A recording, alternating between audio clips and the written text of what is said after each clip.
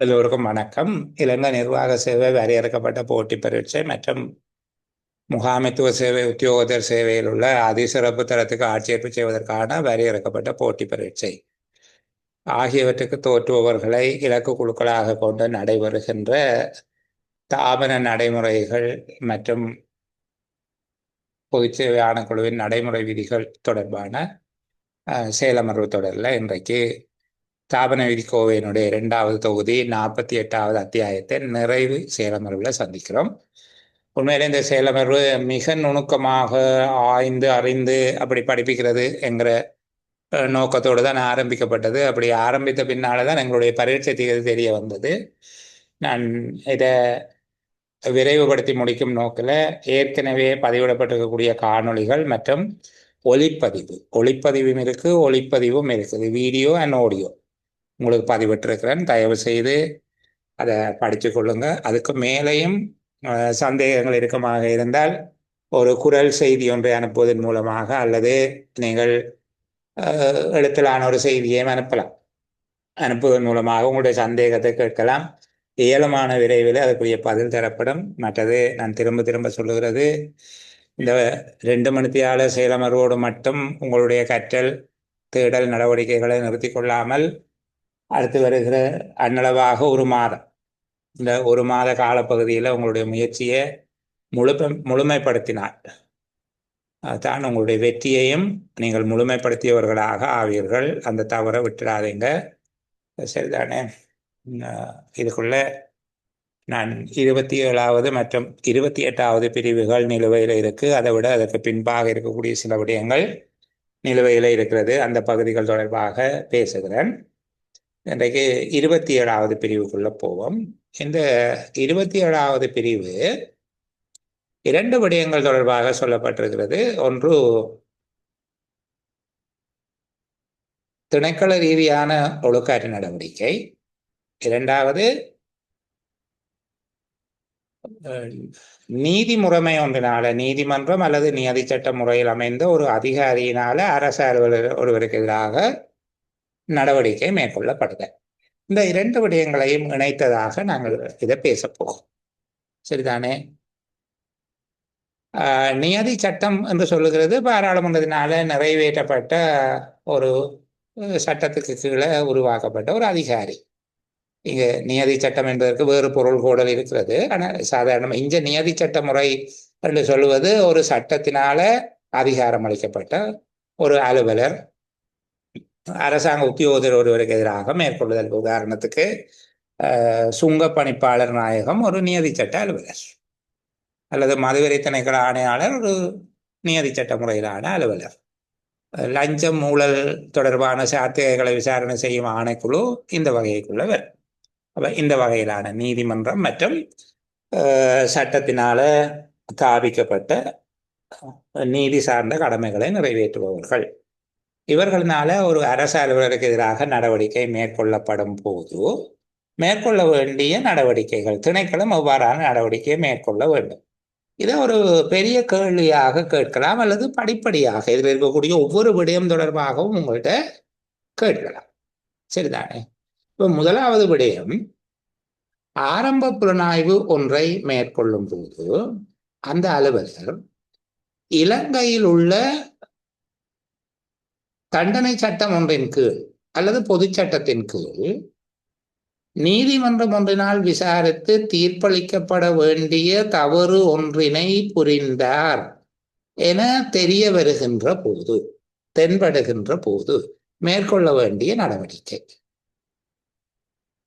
நாங்கள் குறித்த அலுவலர் ஒருவருக்கு எதிராக ஆரம்ப விசாரணை ஒன்றினை மேற்கொள்ளுகின்ற போது குறித்த அலுவலர் இலங்கையில் நடைமுறையில் உள்ள சட்டம் ஒன்றின் கீழ் நீதிமன்றத்தினால் விசாரணை செய்யப்பட்டு தண்டனை விதிக்கக்கூடிய குற்றம் ஒன்றை புரிந்துள்ளார் என்று மேலோட்டமாக தென்படுகின்ற போது மேற்கொள்ள வேண்டிய நடவடிக்கை.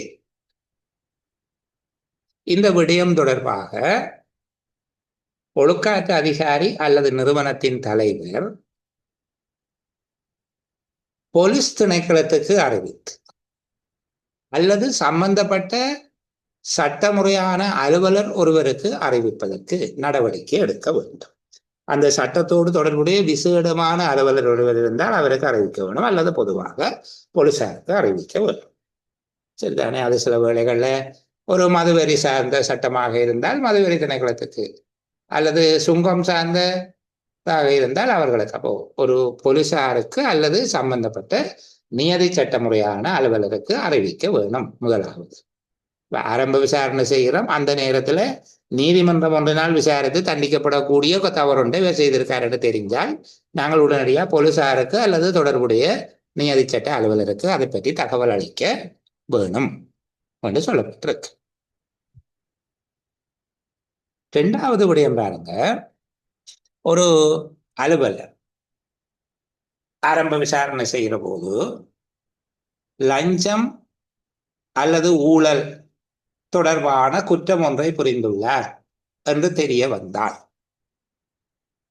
அப்போது நாங்கள் அவருக்கு எதிராக நடவடிக்கை எடுக்கிறதுக்காக இந்த ஒழுக்காற்று அதிகாரி அல்ல நிறுவன தலைவர் லஞ்சம் ஊழல் பற்றிய சார்த்திகைகளை புலனாய்வு செய்வதற்கான ஆணைக்குழுவுக்கு அல்லது பொருத்தமான நீதி சட்ட அலுவலருக்கு தாமதமின்றி அறிவிக்க வேண்டும்.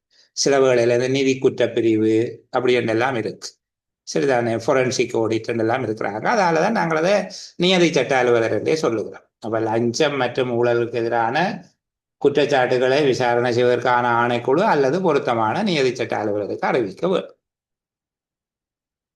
மூன்றாவது விடயத்துக்களை சொல்லப்பட்டிருக்குது பாருங்க, ஒரு அலுவலர் ஏதோ ஒரு சட்டத்தை மீறியதற்காக நாங்கள் ஆரம்ப விசாரணை ஒன்று செய்கிற போது இலங்கையில இருக்கக்கூடிய ஏதோ ஒரு சட்டத்தை மீறியதற்காக நியதி சட்ட அலுவலர் ஒருவரால், அதாவது தண்டனை விதிப்பதற்கு அதிகாரமுள்ள அலுவலர் ஒருவரால் விசாரிக்கப்பட வேண்டிய குற்றம் ஒன்றை புரிந்திருக்கிறார் என்று தெரிய வந்தால், உதாரணமாக சொல்றாங்க சுங்க பணிப்பாளர் நாயகம், உள்நாட்டு இறைவரி ஆணையாளர் நாயகம், இப்படியாக தண்டனை விதிப்பதற்கு அதிகாரமுள்ள ஒருவரால் விசாரிக்கப்பட வேண்டிய தவறு புரிந்ததாக தெரிய வந்தால் உடனடியாக அந்த உத்தியோகத்திற்கு எதிராக நடவடிக்கை எடுக்கும் பொருட்டு நாங்கள் குறித்த நியதி சட்ட அதிகாரிக்கு தாமதம் இல்லாமல் அறிவிக்க வேண்டும். ஒழுக்காற்று அதிகாரி அல்லது நிறுவன தலைவர் அறிவிக்க வேண்டும் என்று சொல்லப்பட்டிருக்கு. இப்போ இந்த மூன்று விடயங்களை சொல்லி இருக்கிறார். நீதிமன்றத்தினால் தண்டிக்கப்பட வேண்டிய குற்றம், லஞ்ச ஊழல் தொடர்பான குற்றம், அல்லது தண்டனை விதிக்கக்கூடிய அதிகாரமுள்ள நியதி சட்ட அலுவலர் ஒருவரினால் விசாரிக்கப்பட வேண்டிய குற்றம். மூன்று பேருக்கும் அறிவிச்சாச்சு. இப்போ கேள்வி, இந்த இடத்துல உங்களுடைய ஆரம்ப விசாரணையில நீங்கள் தகவல்களை சேகரிக்கிறீங்க, இந்த தகவல்களை சேகரித்து ஆரம்ப விசாரணை செய்கிறீங்க. ஆரம்ப விசாரணை செய்கிற போது இப்படி தெரிஞ்ச உடனே ஆளை ஒப்படைச்சாச்சு, குறித்த அலுவலரை பிடிச்சு கொடுத்தாச்சு, இந்த அப்படி இங்க ஆளை அரெஸ்ட் பண்ணுங்கன்னு சொல்லி கொடுத்தாச்சு. இப்போது உங்களுடைய ஆரம்ப விசாரணைக்கு என்ன நடவடிக்கை? ஆரம்ப புலனாய்வு நடவடிக்கைகளை தொடர்ந்து நடத்தி செல்ல வேண்டும். அதனை தொடர்ந்து நடத்துவதற்கு ஏதேனும் குறிப்பிட்டு கூறக்கூடிய தடைகள் இருக்குமாக இருந்தால் அந்த தடை நீங்கும் வரை இடைநிறுத்தப்பட்டு தடை நீங்கியவுடன் குறித்த புலனாய்வை நடத்தி முடிக்க வரும். குறித்த அலுவலருக்கு அவர் போலீஸ் கூட்டிக்கிட்டு போயிருந்தா விசாரணை முடிக்க முடியாம இருக்கலாம். ஆனால் அவர் பிணையிலையோ ஏதோ வந்த உடனே திருப்பி அந்த ஆரம்ப விசாரணையை நடத்தி முடிக்க வேண்டும். ஐந்தாவது விடயம், இதனோடு தொடர்புடைய சட்ட ஆவணங்கள், குற்றத்துக்கு ஆதாரமான ஆவண சாட்சியங்கள் தொடர்பானது. மேலே சொல்லப்பட்ட மூன்று சந்ததி, நீதிமன்றம், லஞ்ச ஊழல், தண்டனை விதிக்கக்கூடிய நியதி சட்ட அதிகாரிகள் என்கிற மூன்று தரப்பினருக்கு 27(1), 27(2), 27(3) பிரிவுகளின் கீழ் அலுவலர் மீது நடவடிக்கை எடுக்கும் போது அந்த அதிகாரிகள் ஆவணங்களை கோரினால் தேவைப்படுகின்ற பொருளையும் ஆவணங்களையும் அவர்களிடம் கையளிக்க வேண்டும். சரிதானே? அவர்கள் நிறுவன தலைவர்கிட்ட இருந்தோ ஒழுக்காற்று அதிகாரிகிட்ட இருந்தோ அவர்கள் கேட்கும் போது சம்பந்தப்பட்ட ஆவணங்களை அவர்களுக்கு கையளிக்க வேண்டும். இப்போ திணைக்கள ரீதியான ஒழுக்காற்று நடவடிக்கைக்கு ஆவணம் எப்படி பயன்படுத்தப்படலாம்? ஒரு கேள்வி ஒன்றுக்கு தானே. ஆவணத்தை அவையை கொடுத்துட்டு வந்தா அப்ப நாங்கள் என்ன செய்ய போகிறோம் என்று சொல்லி அவற்றின் உண்மை பிரதிகள் அல்லது உறுதிப்படுத்திய பிரதிகளை வைத்துக் கொள்ள வேண்டும். இவற்றின் கீழ் புலனாய்வு நடவடிக்கைகளோடு தொடர்புடைய ஆவணங்கள் சம்பந்தப்பட்ட அதிகாரிக்கு கையளிக்கும் போது அவருக்கு அந்த குற்றஞ்சாட்டப்பட்ட அலுவலருக்கு எதிராக திணைக்களம் எடுக்கக்கூடிய ஒழுக்காற்று நடவடிக்கைகளுக்காக தேவையான ஆவணங்களின் உறுதிப்படுத்தப்பட்ட பிரதிகளை திணைக்கள தலைவர் அல்லது பதவிநிலை அலுவலர்கள் உறுதிப்படுத்தி தன்னிடம் வைத்துக் கொள்ள வேண்டும். இந்த ஆவணங்கள் முறைமைசார் ஒழுக்காற்று விசாரணையின் போது முழுமையாக ஏற்றுக்கொள்ளக்கூடிய ஆவணங்களாக கருதப்படுதலும் வேண்டும். இது போட்டோகோபி என்று சொல்லி நிராகரிக்க முடியாத, அது முழுமையாக ஏற்றுக்கொள்ளப்பட வேண்டிய ஆவணங்களாக அவை இருக்கும். சரி, இந்த உத்தியோகத்தர் ஒருவருக்கு கைது செய்யப்படும் போது என்ன நடவடிக்கை என்று கேட்பார்கள். நீதிமன்ற நடவடிக்கை தொடர்வதற்காக ஒரு அலுவலர் போலீசாரினால அல்லது நியதி சட்ட அதிகாரி ஒருவரால் கைது செய்யப்பட்டுள்ள போது அல்லது நீதிமன்றத்தினால் விளக்கமறியலில் வைக்கப்பட்டுள்ள போது இன்னும் குற்றச்சாட்டு வருவது தொடங்கு அவர் நீதிமன்ற நடவடிக்கை தொடருவதற்கான ஒரு முன்னோட்டமாக, ஒரு கட்டமாக போலீசாரினால அல்லது நியதி சட்ட அதிகாரி ஒருவரால் கைது செய்யப்பட்டிருக்கிற போது அல்லது நீதிமன்றத்தினால் அவர் விளக்கச் சிறையில் வைத்திருக்கப்படுகிற போது அந்த காலப்பகுதி கட்டாய விடுமுறை வழங்கப்பட வேண்டும். கட்டாய விடுமுறை என்பது அவருக்குரிய விடுமுறைகள் இருந்தால் கழிக்கலாம், ஆனால் சம்பளமற்ற விடுமுறையாக கருதப்படுதல் ஆகாது. நீங்கள் 12வது அத்தியாயத்தில் அதை பார்க்கலாம். கட்டாய விடுமுறை என்பது ஒரு அலுவலரை சேவைக்கு அழைப்பது அலுவலகத்துக்கு தீங்கு என்று கருதப்படுகிற போது அவரை வர வேண்டாம் என்று சொல்லுகிறது. சரிதானே? அவருக்கு உரித்தான விடுமுறைகள் இருப்பின் அவற்றை கழிக்கலாம். மேலும் விடுமுறை பெற்றுக்கொள்வாராக இருந்தால் சம்பளமற்ற விடுமுறையாக கருதுதல் ஆகாது. வேதனத்துடன் கூடிய விடுமுறையாகத்தான் அதை கொடுக்க வேண்டும். அப்ப கைது செய்யப்பட்டால், விளக்கமறியலில் வைக்கப்பட்டால் அந்த காலப்பகுதி சம்பளத்துடன் கூடிய ஒரு விடுமுறையாகத்தான் இருக்கும். அது நமக்கு கட்டாய விடுமுறையாக இருக்கும். அடுத்த கேள்வி, பிணையில விடுவிக்கப்பட்டால் என்ன செய்வீங்க? பிணையில விடுவிக்கப்பட்டால் என்ன செய்வீர்கள் என்று கேட்டிருக்க. 2 விஷயத்தை பார்க்கணும் நீங்கள். ஒன்று, அரசாங்க சேவைக்கு பாதகமாக அமையுமா? அப்படி அமையும் என்றால் அவரை கட்டாய விடுமுறையில வைக்கவும். நீங்கள் நடத்த இருக்கின்ற விசாரணைக்கு பாதிப்பை ஏற்படுத்துவார் என்று கருதினால் பணித்தடை செய்ய வேண்டும். இதுதான் வித்தியாசம். விசாரணைக்கு அவர் தடை இல்லை, ஆனால் அவரை அரசாங்க சேவையிலே அமர்த்துவது அரசாங்க சேவைக்கு பொருத்தமாக அமையாது, அரசாங்க சேவைக்கு பாதகமாக அமையும் என்று கருதினால் அவரை கட்டாய விடுமுறையில தான் வைக்கவும். நடத்தப்படுகின்ற விசாரணைக்கு தடையாக அமையும் என்று கருதினால் பணித்தடை செய்யலாம். அவரை அரசாங்க சேவையில் அமர்த்துதல் அரசாங்க சேவைக்கு பாதகமாக அமையாது என்றால் அவரை பணிக்கு அமர்த்தலாம். 3 சந்தர்ப்பம். சரியா? கேள்வி கவனமா பார்க்க வேணும். வழக்கு தாக்கல் செய்வதற்கு முன்னாக விளக்கமறியலில் வைக்கப்பட்டு விடுவிக்கப்பட்ட ஒரு உத்தியோகத்தர் தொடர்பில் மேற்கொள்ளக்கூடிய 3 வகையான தீர்மானங்கள் இருக்குது. ஒன்று, அவர் மீண்டும் பணிக்கு அமர்த்தப்படுவது அரசாங்க சேவைக்கு பாதகமாக அமையாது என்ற சந்தர்ப்பத்தில் அவர் மீண்டும் பணிக்கு அமர்த்தப்பட வேண்டும். பணிக்கு அமர்த்தப்படுவது அரச சேவைக்கு பாதகமாக அமையும் என்று ஒழுக்காற்று அதிகாரி கருதினால் அவரை கட்டாய விடுமுறையில் வைக்க வேண்டும். 3, அவரை சேவைக்கு அமர்த்துவது அவருக்கு எதிராக மேற்கொள்ளப்பட இருக்கின்ற முறைமை சார்ந்த ஒழுக்காற்று நடவடிக்கை முறையை தொடர்வதற்கு பாதகமாக அமையும் என்று கருதினால் அவர் பணித்தடை செய்யப்பட வேண்டும். 3 வகையான தீர்மானங்களுக்கு வரக்கூடியதாக இருக்கும். அந்த விடயத்தை பார்க்க வேண்டும்.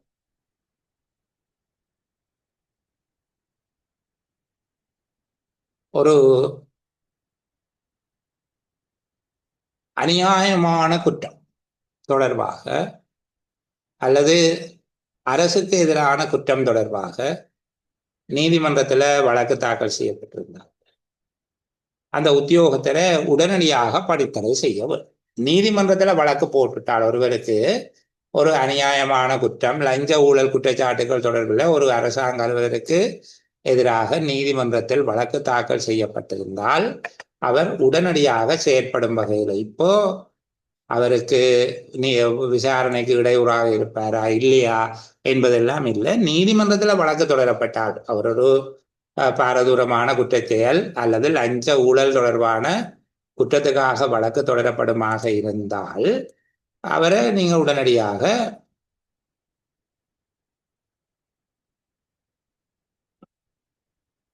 பணித்தடை செய்யலாம். சரியா? இந்த உத்தியோகத்திற்கு இதுல ஒரு திருத்தம் ஒன்று இருக்குது. 27/2019 அந்த பகுதியை நான் உங்களுக்கு காட்சிப்படுத்தி கொண்டு தொடர்ந்து அங்கால போகிற போது பார்ப்போம். நீங்கள் 27/10 27/10 என்று சொல்லி 2 பிரிவுகள் அந்த மேலே இருக்கிற 27/10 உப பிரிவுகளாக சேர்க்கப்பட்டிருக்குது. இதுல பாருங்க, லஞ்சம், அரசு விரோத செயற்பாடுகள் அல்லது பயங்கரவாத செயற்பாடுகள் அல்லாத, லஞ்சம், அரச விரோத செயற்பாடுகள் அல்லது பயங்கரவாத செயற்பாடுகள் அல்லாத ஊழல் மற்றும் குற்றவியல் தவறொன்று தொடர்பாக அரசு அலுவலர் ஒருவருக்கு எதிராக நீதிமன்றத்தில் வழக்கு தொடரப்பட்டுள்ள சந்தர்ப்பத்தில் அந்த அலுவலர் சம்பந்தமாக 2 மாதங்களுக்கு அதிகரிக்காத காலப்பகுதிக்குள்ள ஆரம்ப விசாரணை ஒன்றை மேற்கொள்ள வேண்டும். ஆரம்பகட்ட விசாரணை அறிக்கை ஒழுக்காற்று அதிகாரியினால அரசாங்க சேவை ஆணைக்குழுவுக்கு சமர்ப்பிக்கப்பட்டு அதில் உள்ள விடயங்களுக்கு அமைவாக அவரை மீள சேவையில் அமர்த்துவது அரசாங்க சேவைக்கு அபகீர்த்தி ஏற்படாது என்று அரசாங்க சேவை ஆணைக்குழு தீர்மானித்தால் அவரை மீள சேவையில் அமர்த்த முடியும் என்று சொல்லப்பட்டிருக்கு. அப்ப லஞ்சம் வாங்கினது அரசுக்கு எதிரான செயற்பாடு, பயங்கரவாத செயற்பாடுகள் என்று வருகிற போது அந்த பிரச்சனை இல்லை, அவரை சேவைக்கு அமர்த்த முடியாது. ஆனால் ஊழல் மற்றும் குற்றவியல் தவறு, ஊழல்ங்கிறது முறையற்ற விதமாக ஒரு வருமானத்தை உழைக்க பார்த்தேன், அப்படித்தான். ஊழல் மற்றும் லஞ்சம் வேற, ஊழல் வேறையா. லஞ்சம்ன்றது நேர காசு வாங்கின. ஊழல் மற்றும் குற்றவியல் தவறு தொடர்பாக ஒருவருக்கு எதிராக நீதிமன்றத்தில் வழக்கு தொடரப்பட்டிருக்கு. அந்த நேரம் 2 மாதத்துக்கு உள்ளாக ஆரம்ப விசாரணை நடத்தி முடிக்கணும். அந்த அறிக்கையை பொதுச்சேவை ஆணைக்குழுவுக்கு கொடுக்க வேண்டும். பொதுச்சேவை ஆணைக்குழு அவரை மீள சேவையில் அமர்த்துவது அரசாங்க சேவைக்கு அவமானமாக அமையுமா இல்லையா என்பதை தீர்மானிக்கும். அதனால் அபகீர்த்தி ஏற்படாது என்று தீர்மானித்தால் அவரை மீள சேவைக்கு அமர்த்தும்.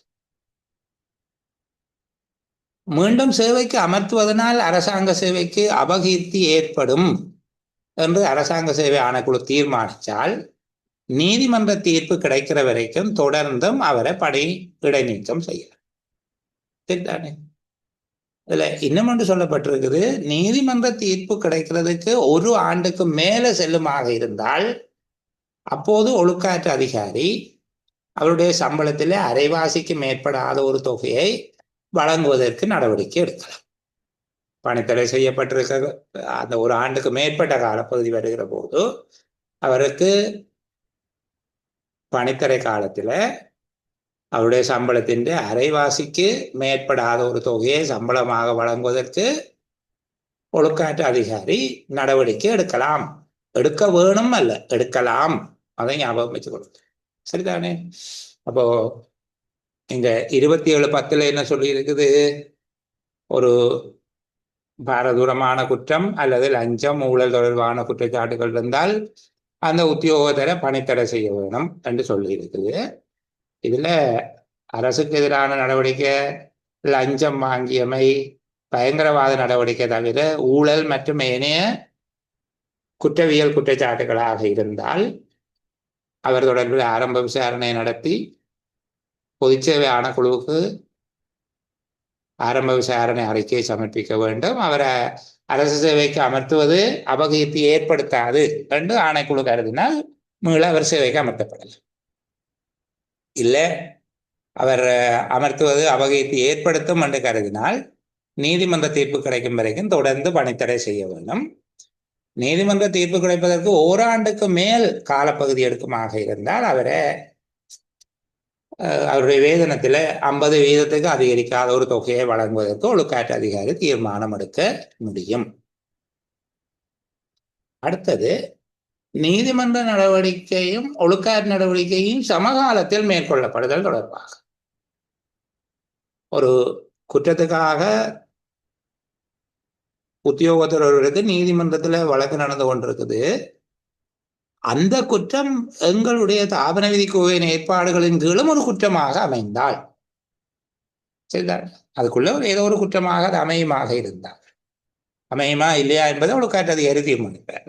அவ்வாறு குற்றமாக அமைந்தால் நீதிமன்ற நடவடிக்கைகள் தனியாகவும் திணைக்களம் தொடர்பான ஒழுக்காற்று நடவடிக்கைகள் இந்த தாபன விதிக்கு ஏற்பாடுகளுக்கு அமைவாக புறம்பாகவும் தனியாக நடத்தப்பட வேண்டும். திணைக்களத்தினுடைய ஒழுக்காற்று நடவடிக்கையை ஒத்திவைப்பதற்கான தவிர்க்க முடியாத காரணங்கள் ஏற்பட்டால் சரி, மற்றும்படி அதை இடைநிறுத்தவோ ஒத்திவைக்கவோ கூடாது. அதை நீங்கள் நடத்தவோ. நீதிமன்ற நடவடிக்கை தனியாக நடந்து கொண்டிருக்கும், திணைக்களத்தினுடைய ஒழுக்காற்று நடவடிக்கை ஒன்று தனியாக நடந்து கொண்டிருக்கும். நீதிமன்ற வழக்கு முடிவடையவில்லை என்பதற்காக உங்களுடைய விசாரணையை முடித்து தண்டனை வழங்குவதற்கு எந்த தடையும் இல்லை. நீதிமன்ற நடவடிக்கை முடிவுறாமை காரணமாக ஒழுக்காற்று நடவடிக்கை ஒன்று முறைமையாக நடத்தப்பட்டு ஒழுக்காற்று கட்டளை ஒன்று விதிக்கப்படுவதற்கு எந்த தடையும் இல்லை. நீங்கள் தண்டனை கொடுக்கலாம்.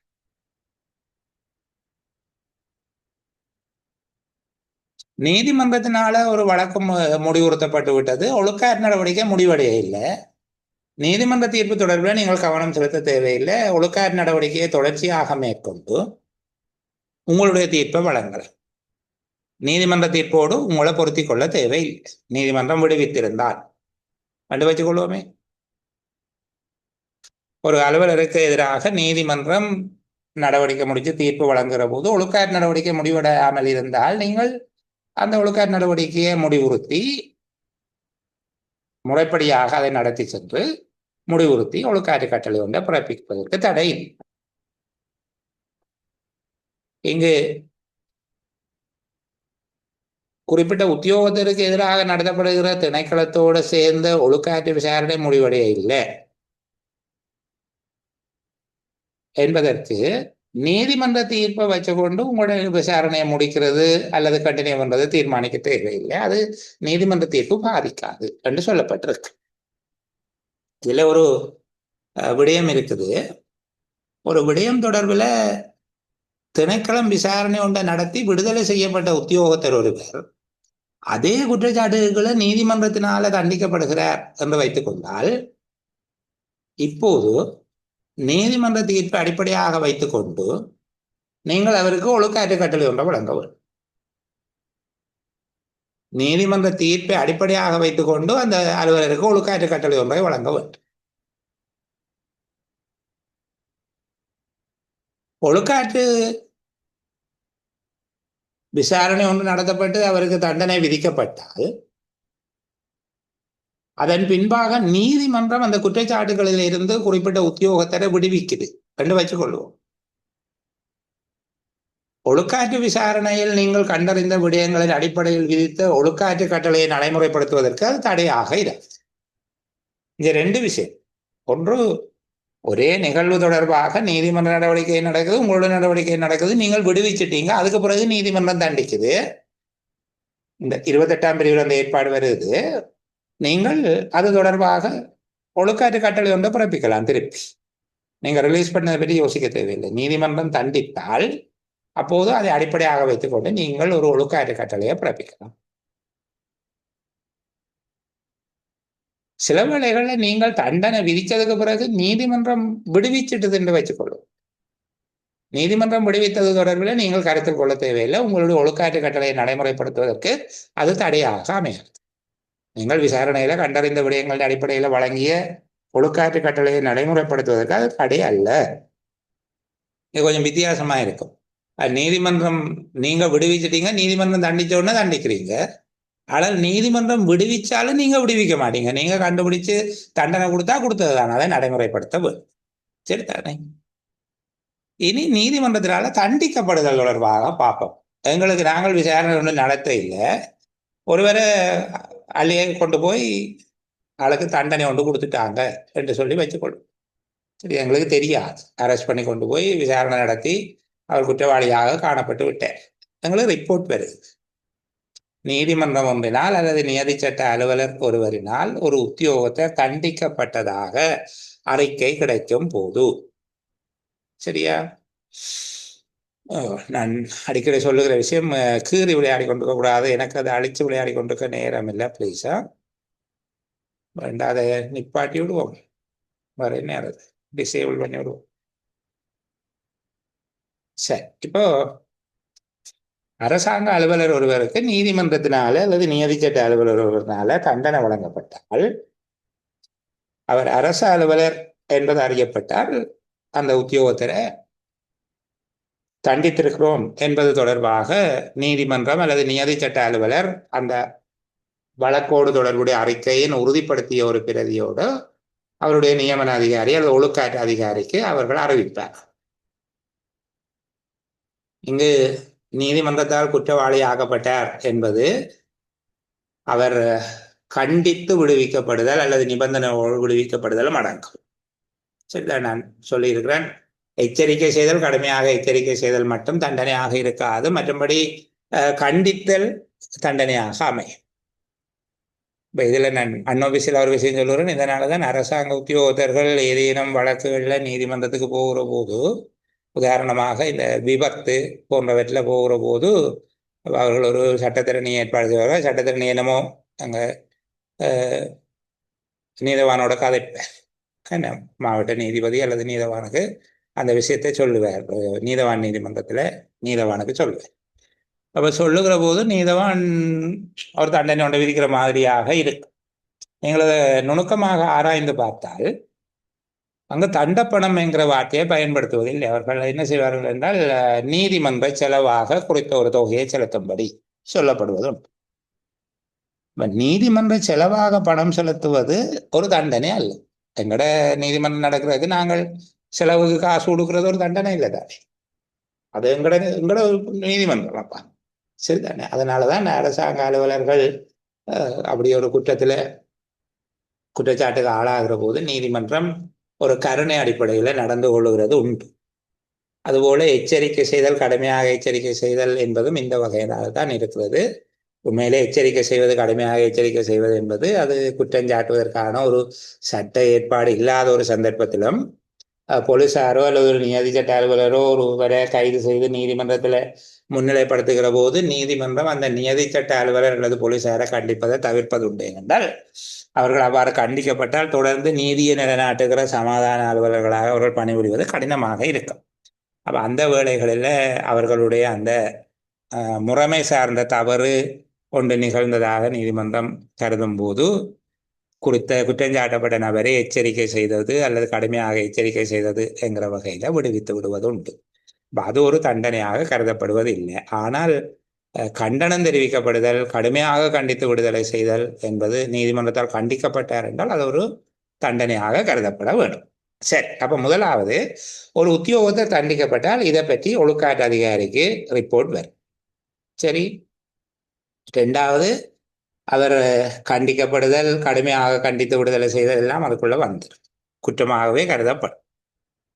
மூன்றாவது, இந்த விஷயம் தொடர்பில் நீங்கள் 2 விதமான நடவடிக்கையை எடுக்கலாம். இந்த விடயத்தோடு தொடர்புடைய ஒரு ஒழுக்காற்று நடவடிக்கை ஒன்றை நீங்கள் நடத்தாவிட்டால், ஏற்கனவே நடத்தி கொண்டு வந்தால் அது ஏற்கனவே 27ஆம் பிரிவில் சொல்லிட்டோம் என்ன நடக்கிறது. நடத்தாவிட்டால் அல்லது எதிர்காலத்தில் நடத்துகிற உத்தேசம் இல்லை என்றால், ஏற்கனவே இந்த விடயம் தொடர்பாக ஒரு முறைமை சார்ந்த ஒழுக்காற்று நடவடிக்கை ஒன்று நடத்தப்படாவிட்டால் அல்லது எதிர்காலத்திலும் நடத்துவது ஒழுக்காற்று விசாரணை ஒன்றை நடத்துகிற உத்தேசம் ஒழுக்காற்று அதிகாரியிடம் இல்லாவிட்டால் நீதிமன்றத்தில் தண்டிக்கப்பட்டதை அடிப்படையாக வைத்துக் கொண்டு, நீதிமன்றத்தின் அல்லது நியதி சட்ட அலுவலருடைய தீர்மானத்தை அடிப்படையாக வைத்துக் கொண்டு ஒழுக்காற்று அதிகாரி ஒரு ஒழுக்காற்று கட்டளையை பிறப்பிக்க முடியும். 27க்கும் 28க்கும் உள்ள வித்தியாசம் உங்களுக்கு விளங்குது. அங்க நீதிமன்றத்தோட நடவடிக்கை நடக்கிற போது திணைக்கள ரீதியான ஒழுக்காற்று நடவடிக்கை நடந்தால் என்ன நிலைமை என்பதை பற்றி தான் நாங்கள் பேசுகிறோம். அங்க முன்பின்னாக விடுவிக்கப்படுதல் என்பது வருகிற போது என்ன தீர்மானம். இங்க அப்படி இல்லை. இங்க நாங்கள் ஒரு உத்தியோகத்தருக்கு நாங்கள் விசாரணை செய்ய இல்லை, எதிர்காலத்தில் செய்கிற உத்தேசமும் எங்களுக்கு இல்லை. நீதிமன்றம் தண்டித்தது என்பதனால நாங்கள் அவருக்கு ஒழுக்காற்று கட்டளையை பிறப்பிப்போம். இங்க இந்த ஒழுக்காற்று கட்டளையை பிறப்பிக்கிற போது ஒரு விஷயத்தை கருத்தில் கொள்ள வேணும். அவருக்கு என்ன தண்டனை வழங்கப்பட்டது என்பதை பற்றி நீங்க கவனத்தில் கொள்ள தேவையில்லை. அவர் தண்டிக்கப்பட்டார் என்பதை மட்டும் கருத்தில் கொண்டுதான் ஒழுக்காற்று கட்டளையை விதிக்கும். அவருக்கு நீதிமன்றத்தால் வழங்கப்பட்ட தண்டனையை பொறுத்து உங்களுடைய தண்டனையை தீர்மானிக்க தேவையில்லை. அவர் எந்த குற்றத்திற்காக நீதிமன்றத்தால் தண்டிக்கப்பட்டார் என்பதை மட்டும் பார்க்கணும். சரிதானே? இப்ப இங்க ஒரு பிரச்சனை ஒன்று இருக்குது. நீதிமன்றத்தினால ஒருவர் குற்றவாளியாக்கி அல்லது நியதி சட்ட அலுவலரினால ஒருவர் குற்றவாளியாக்கப்பட்டார் என்பதற்காக நீங்கள் வழங்குகிற ஒழுக்காற்று கட்டளையை மாற்றியமைக்க வேண்டிய தேவை வருமா என்று கேட்டால் வரும். ஏனென்றால் உங்களுக்கு அத்திவாரம் இல்லை, உங்களுக்கு சொந்தமா அத்திவாரம் இல்லை. உங்களுடைய அத்திவாரம் என்பது நீதிமன்ற கட்டளை அல்லது நியதி சட்ட அலுவலருடைய கட்டளை. நீதிமன்ற தீர்ப்பு அல்லது நியதி சட்ட அலுவலருடைய தீர்ப்பு சவாலுக்குள்ளாகும் எல்லா சந்தர்ப்பங்களிலும் உங்களுடைய ஒழுக்காற்று கட்டளையும் சவாலுக்கு உள்ளாகும். இதுதான் இங்க இருக்கிற டேஞ்சர். முறைமை சார்ந்த ஒழுக்காற்று விசாரணை ஒன்றை நடத்தாமல் நீதிமன்ற தீர்ப்பின் அடிப்படையில் நீங்கள் ஒரு ஒழுக்காற்று கட்டளையை பிறப்பிக்கும் போது குறித்த அலுவலருக்கு நீதிமன்றத்தினால் அல்லது நியதி சட்ட அலுவலரினால் வழங்கப்பட்ட தண்டனைக்கு எதிராக அவர் மேன்முறையீடு ஒன்றை சமர்ப்பித்துள்ளார் என்பதை அறிய தருகின்ற போது ஏற்றுக்கொள்ளக்கூடிய காரணங்களோடு ஒழுக்காற்று அதிகாரிக்கு அறிவித்தால் மேன்முறையீட்டு தீர்ப்பு கிடைக்கும் வரை ஒழுக்காற்று அதிகாரி மேன்முறையீட்டு தீர்ப்பு கிடைக்கும் வரை ஒழுக்காற்று அதிகாரி ஒழுக்காற்று கட்டளையை நடைமுறைப்படுத்துவதை நிறுத்தி வைத்தல் வேண்டும். ஆனால் குறித்த அலுவலர் பணித்தடை செய்யப்பட்டிருந்தால் பணித்தடை தொடரலாம்.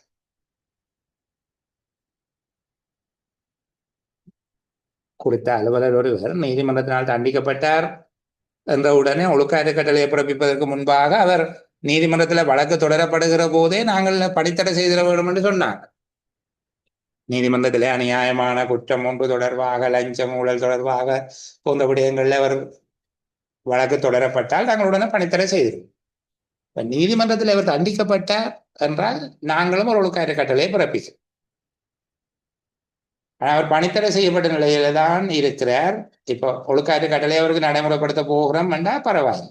ஆனால் ஒழுக்காற்று கட்டளையை நடைமுறைப்படுத்தாமல் அவர் மேன்முறையீடு செய்கிறார் என்கிற போது பணித்தடை அப்படியே தொடரும். செய்யப்பட்டிருந்தால், பணித்தடை செய்யப்படாவிட்டால் பிரச்சனை இல்லை. பணித்தடை செய்யப்பட்டிருந்தால் பணித்தடை தொடரும். ஆனால் அவருக்குரிய தண்டனையை நடைமுறைப்படுத்தக்கூடும்.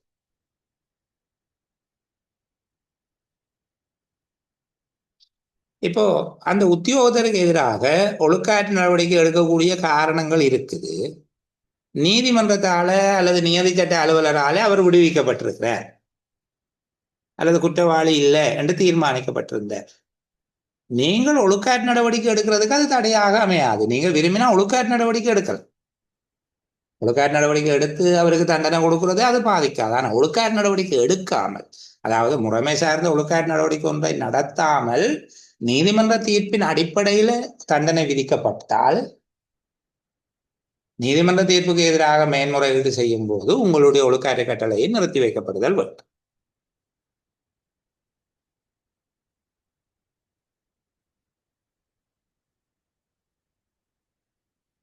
இப்போ நீங்கள் விசாரணை செய்து தண்டனை விதிச்சிருக்கிறீங்க.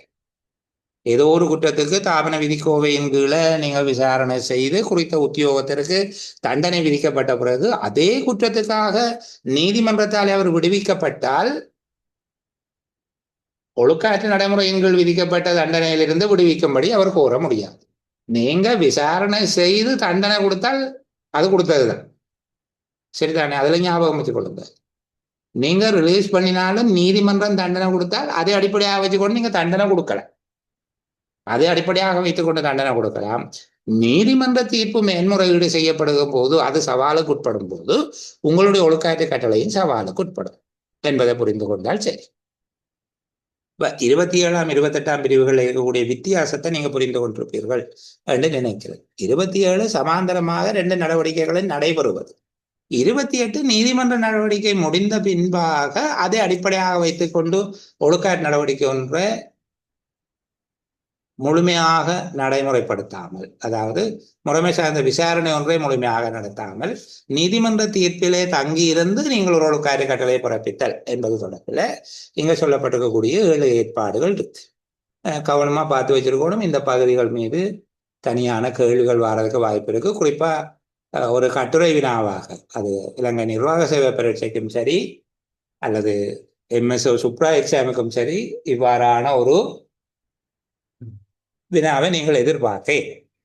இத படிமுறையாக சொல்லக்கூடிய நான் உங்களுக்கு சொல்லக்கூடிய ஆலோசனை, இந்த ஒவ்வொரு தலைப்பு தொடர்பாகவும் ஒழுக்காற்று நடவடிக்கை தொடர்பாக 38 தலைப்பு இருக்கு. 38ல ஒரு நாங்கள் கிட்டத்தட்ட 20 தலைப்புகள்ல நாங்கள் பார்ப்போம். எல்லா தலைப்புகளையும் அப்படி முழுமையாக சொல்லக்கூடியது. ஆனா ஒவ்வொரு தலைப்பு தொடர்பு இப்ப ஆரம்ப புலனாய்வு என்கிற 13வது தலைப்புல தொடங்கி நீங்கள் இதுல பின்னுக்கு இருக்கக்கூடிய ஒரு 3-4 தலைப்புகளையும் தவிர்க்கலாம்.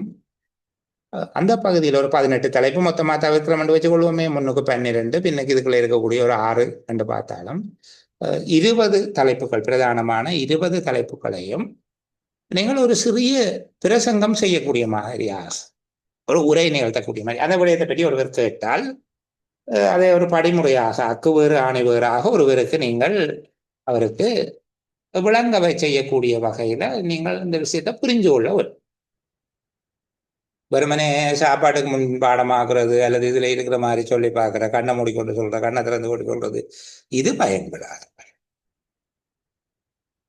முதல்ல அந்த விடயத்தை நீங்கள் உங்களுக்கு சந்தேகம் இல்லாத வகையில, உங்களுக்கு ஐயம் திரிவு என்று சொல்லுகிறது, அதாவது பொருள் விளக்கம் இல்லாமல் இருக்கிறது அல்லது அவர் சொல்லுகிறத வேறு விதமாக புரிந்து கொள்கிற இந்த குறைபாடுகள் இல்லாமல் நீங்கள் புரிந்து கொண்டதுக்கு பிறகு இதுல இருக்கக்கூடிய சட்ட மொழியில சொல்ல முடியுமா என்று முயற்சி செய்யுங்க. இயலுமான அளவுக்கு இதுல இருக்கக்கூடிய சொற்பிரிவு உங்கள் அப்படியே இதுல இருக்கும் விதமாக பாடமாக்கின மாதிரி எழுதுறதுங்கிறது சாத்தியம் இல்லை. அது கடினமானது.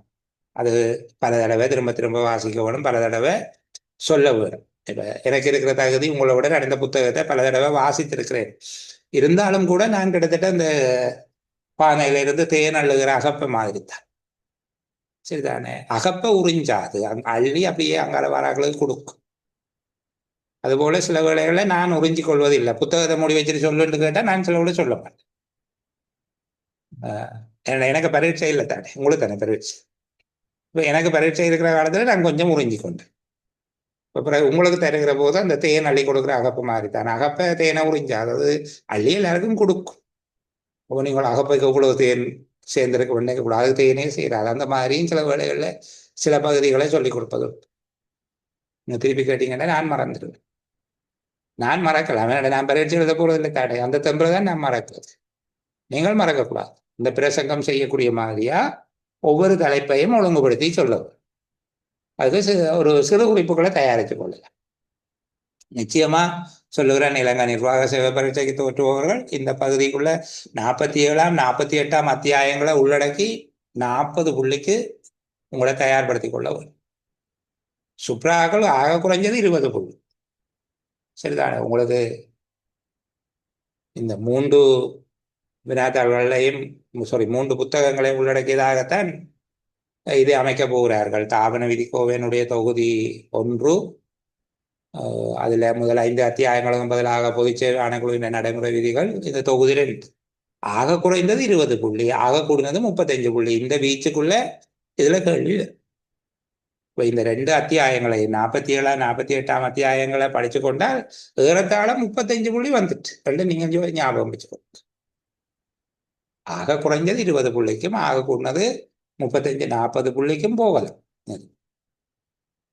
அது சமமான முக்கியத்துவத்தை கொடுப்பார்கள். பிஎஸ்சி ரெகுலேஷன் நிறைய வீடியோஸ் போட்டு நாங்கள் இன்னும் அது சம்பந்தமா பேசவே இல்லை என்று நினைக்கிறேன். சில அத்தியாயங்களை நான் உங்களோட எடுத்து பேச வேண்டும். விசேடமாக அந்த கண்ணில் படாத சில அத்தியாயங்கள் இருக்கு. சேவை மூப்பு, சரிதானே, ராஜினாமா செய்தலும் ஓய்வு பெறுதலும், இந்த மாதிரியாக இருக்கக்கூடிய பகுதிகள், இப்போ இடமாற்றம், அதையெல்லாம் அழகா பேசியிருக்கு. அந்த அத்தியாயங்களை உங்களுக்கு பகிர்ந்து விடலாம். லீவு எல்லாம் அழகா பேசியிருக்கு, அதை அப்படியே பகிர்ந்து விடலாம். அங்கே பகிர்ந்ததை காணையில் நாளை பகிர்ந்து விடுகிறேன் கொஞ்சம். அந்த பகுதிகளை கொஞ்சம் இப்போ லீவு 12ஆம் அத்தியாயம் எல்லாம் திருப்பி நான் கதைச்சு கொண்டிருக்க போறீங்க. அது கம்ப்ளீட் வேர்ஷன் அப்படியே இருக்கு. அப்போ அந்த பகுதியில் என்னை விட நீங்கள் எக்ஸ்பர்ட். பிறகு நான் அதை படிப்பிச்சா உங்களுக்கு தெரிஞ்சிடும். எனக்கு தெரியாத விஷயம் உங்களுக்கு தெரிஞ்சிடும். அப்போ அந்த பகுதியை நான் உங்களுக்கு தருகிறேன். சரி, அதில் சந்தேகம் இருந்தால் தயவு செய்து கேட்டுக்கொள்ள வேணும். கொஞ்சம் தீயா வேலை செய்யணும், குமார் லெவலுக்கு படிக்கணும். படித்தாதான் அங்கால கொண்டு போக இயலும். சரி, இதனுடைய அடுத்த பகுதிக்குள்ள போவோம். சரியா, கணக்காய்வு அறிக்கை ஒன்றின் மூலமாக வெளிவருகிற தவறுகள் அழகா பார்த்து முடிச்சாச்சு. விசாரணை ஆணைக்குழு அறிக்கை மூலம் வெளிவரும் குற்றங்களும் பார்த்து முடிச்சாச்சு. ஒரு உத்தியோகத்தர் பணித்தடை செய்யப்படக்கூடிய சந்தர்ப்பங்கள், ஒரு உத்தியோகத்தர் பணித்தடை செய்வது தொடர்பாக இதுக்குள்ள உதிரியாகவும் கேள்வி இருக்கு, பெரிய பெரிய கேள்வியும் இருக்குது. ஒரு உத்தியோகத்தரை பணித்தடை செய்யக்கூடியவர் பல இடங்கள்ல பேசப்படுகிறது. இவே எப்படி எங்களை இன்ட்ரடிக்ட் பண்ணலாம், அப்படி செய்யலாது, எங்களுக்கு அப்பாயின்மெண்ட் அத்தாரிட்டி தான் செய்ய வேணும், அப்படி இல்லையா? டிசிப்ளினரி அத்தாரிட்டி, அப்பாயின்மெண்ட் அத்தாரிட்டி தவிர ஒழுக்காற்று அதிகாரத்துவம் வகிக்காத சம்பந்தப்பட்ட அமைச்சின் செயலாளர் அல்லது திணைக்கள தலைவர் ஒருவருக்கும் பணித்தடை செய்வதற்கு அதிகாரம் உண்டு.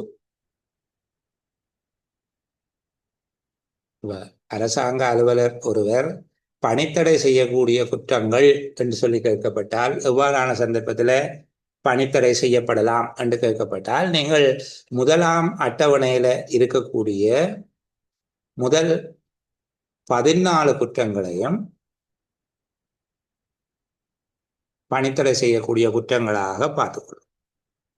படிக்கையில என்று சொல்லி 15ஆவது குற்றம், 16ஆவது மேலே இருக்கிற 15ஐயும் செய்தது என்கிற குற்றம், அது மேலே இருக்கிறதுக்கு வந்துடும் தானே, அதனால 16ஆவது கணக்கில் எடுக்க தேவை. 15ஆவது அவர் இந்த நிதி ஒழுங்கு விதிகள், பொதுச்செயல் ஆணைக்குழுவின் நடைமுறை விதிகள், தாபன விதிக்கோவை, காலத்துக்கு காலம் வெளியிடப்படுகிற சுற்றறிக்கைகள் போன்றவற்றை கற்று விளங்கி அதன்படி ஒழுகுதல் வேண்டும். அவ்வாறு செய்ய தவறினால் 15ஆவது குற்றமா போட்டு வச்சிருந்த நீங்கள் அது வராது. படிக்கையில என்றதுக்காக பணித்தடை செய்யக்கூடாது. மற்ற 14 குற்றங்களும் பணித்தடை செய்யக்கூடிய குற்றங்களாக இருக்கும். 15ஆவதாக ஒரு குற்றம் இருக்குது. தொடர்ந்தும் கடமையில் ஈடுபடுவதற்கு இடமளித்தால் அரசு சேவைக்கு கேடு விளைவிக்கக்கூடியதாக அல்லது விவேகமற்றதாக அமையும் என்று தென்படுகிற போது மற்றாக்கள் அவரை கட்டாய விடுமுறை தான் கொடுக்கலாம். ஒழுக்காற்று அதிகாரி மட்டும்தான் பணித்தடை செய்யலாம். அலுவலரை தொடர்ந்தும் கடமையில் ஈடுபடுவதற்கு இடமளித்தால் அது அரசு சேவைக்கு கேடு விளைவிக்கக்கூடியதாக அல்லது விவேகமற்றதாக அமையும் என்கிற சந்தர்ப்பத்தில் சாதாரணமாக செய்யக்கூடியது அவரை கட்டாய விடுமுறையில வைத்தார். ஆனால் ஒழுக்காற்று அதிகாரி அந்த சந்தர்ப்பத்தில் பணித்தடை செய்ய முடியும். அப்ப இந்த 31(1)15 கீழ் பணித்தடை செய்யும் அதிகாரம் ஒழுக்காற்று அதிகாரிக்கு மட்டும்தான் உண்டு. குறித்த அலுவலர் தொடர்ந்தும் கடமையில் ஈடுபடுவது அரசு சேவைக்கு கேடு விளைவிக்கக்கூடியதாக இருக்கும் அல்லது விவேகமற்றதாக அமையும் என்று தென்படும் போது மேற்கொள்ளக்கூடிய தீர்மானங்கள், சாதாரணமாக மேற்கொள்ளக்கூடிய தீர்மானம் கட்டாய விடுமுறையில் வைத்தல், ஒழுக்காற்று அதிகாரி பணித்தடை செய்ய முடியும். சரிதானே? பணித்தடை செய்யக்கூடிய படிமுறைகள், அதாவது ஒழுக்காற்று விசாரணையில் எந்த படிமுறையில வச்சு ஒரு உத்தியோகத்தரை பணித்தடை செய்யலாமென்றா உண்மையிலே ஆரம்ப விசாரணை ஒன்றை நடத்திய பின்னர் அதிலிருந்து வெளிவரும் குற்றச்சாட்டுக்களை அடிப்படையாக வைத்துக் கொண்டுதான் ஒருவரை பணித்தடை செய்ய வேண்டும். சாதாரணமாக பணித்தடை செய்வது அவ்வாறான ஒரு சந்தர்ப்பத்தில் தான். ஆனால் இன்னொரு கேள்வி இருக்கு. அவ்வாறு ஆரம்ப விசாரணை ஒன்றை நடத்தாமல் பணித்தடை செய்ய முடியாதா என்று கேட்டால் செய்யலாம்.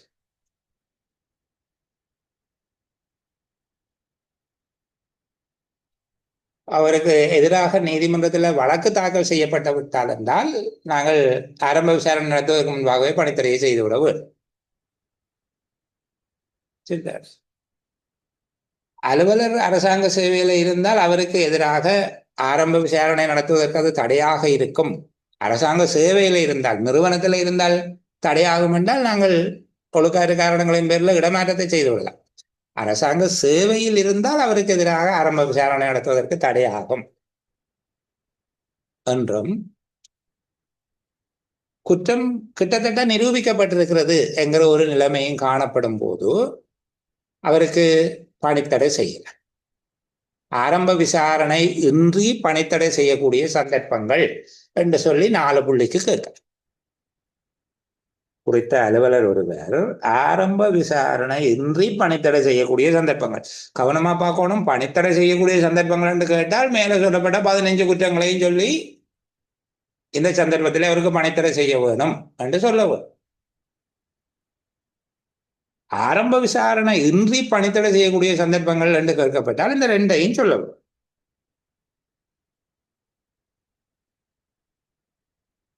ஒன்று, அவர் தொடர்ந்து அரசு சேவையில் இருந்தால் அவருக்கு எதிராக ஆரம்ப விசாரணை நடத்துவதற்கு அது தடையாகும் எனவும், சம்பந்தப்பட்ட தவறு போதிய அளவில் நிரூபணமாகி உள்ளது என்கிற ஒரு சூழ்நிலையில அவர் பணித்தடை செய்யப்படலாம் ஆரம்ப விசாரணை இன்றி. அதுபோல தாவர விதிக்கோவை 48வது அத்தியாயம் 27ஆம் பிரிவின் பிரகாரம் அரசாங்க அலுவலர் ஒருவருக்கு எதிராக நீதிமன்றத்தில் வழக்கு தாக்கல் செய்யப்பட்டுள்ள சந்தர்ப்பத்தில் ஆரம்ப விசாரணை செய்வதற்கு முன்பாகவே அவர் பணித்தடை செய்யப்படலாம். இந்த 2 சந்தர்ப்பங்களையும் அவரை பணித்தடை செய்தாலும் தாமதம் இல்லாமல் நீங்கள் ஆரம்ப விசாரணை நடத்தவும்.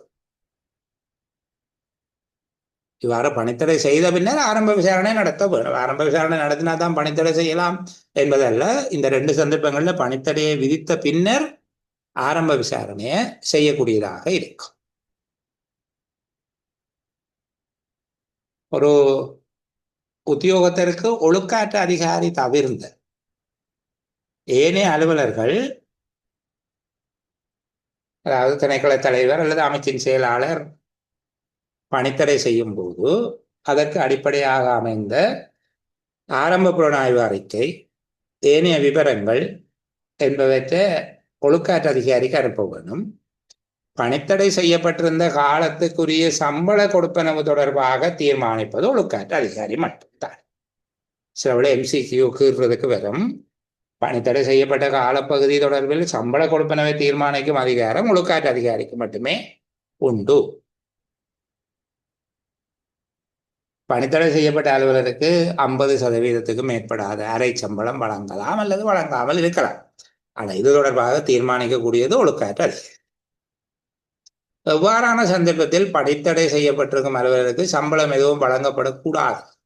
இந்த 31.11 பிரிவுக்கு கீழே 2 வகையான குற்றங்கள் சொல்லப்பட்டிருக்குது.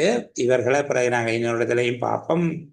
அவருக்கு விசாரணை ஆரம்பிக்கப்பட்டு 6 மாத காலப்பகுதிக்குள்ள விசாரணையை முடிக்க முடியாமல் போனால் சாதாரணமாக ஒரு அலுவலருக்கு அப்போது 31.11 பிரிவின் கீழ் வருகின்ற குற்றமாக இல்லை.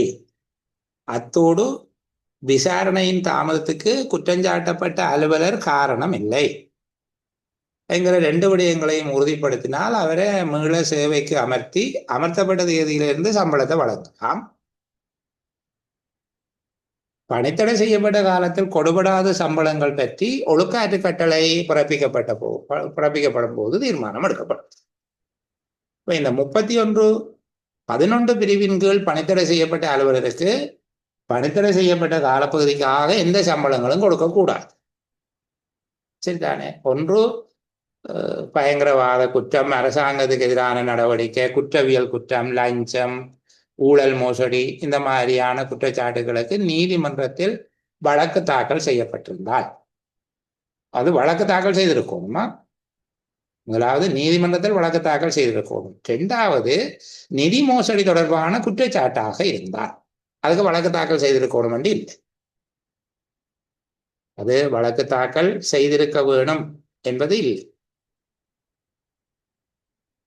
பாரதூரமானதாக கருதக்கூடிய அரசாங்க நிதி சொத்துக்களின் துஷ்பிரயோகம், தவறான வழியில் உபயோகித்தல் அல்லது அவ்வாறு செய்வதற்கு இடமளித்தல் ஆகிய குற்றங்களாக இருந்தால் முதலாவது வழக்கு தொடக்கப்பட்டிருந்தது. இவ்வாறு மேலே சொல்லப்பட்ட 31.11 வராத சந்தர்ப்பங்கள்ல குற்றச்சாட்டினுடைய பாரதூர தன்மை, அலுவலருடைய பழைய சேவை, அவருடைய பொருளாதார தேவை போன்ற விடயங்களை கவனத்தில் எடுத்து அவருக்கு சம்பளம் கொடுப்பதற்கு அல்லது அரை சம்பளம் கொடுப்பதற்கு முடிவு செய்வது ஒழுக்காற்று அதிகாரியினுடைய அதிகாரத்துக்கு உட்பட்டது. இதுல 31.12 திருத்தம் ஒன்று இருக்குது. நாங்கள் அதை பார்த்து கொண்டு நகர்வோம்.